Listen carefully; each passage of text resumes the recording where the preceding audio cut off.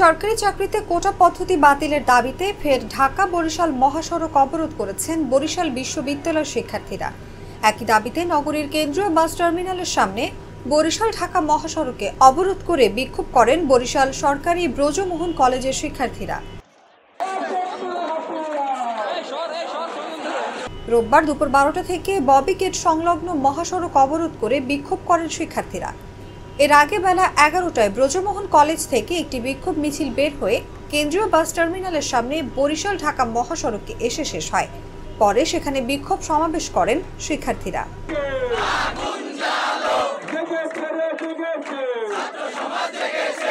বেলা 11টায় ববির ground ফ্লোরে বিক্ষোভ সভা শেষে মিছিল নিয়ে ক্যাম্পাস প্রদক্ষিণ করেন শিক্ষার্থীরা। এ সময় ববির 4 আবাসিক হলের সামনে গিয়ে শিক্ষার্থীদের আন্দোলনে যোগ দেওয়ার আহ্বান জানায় আন্দোলনকারীরা।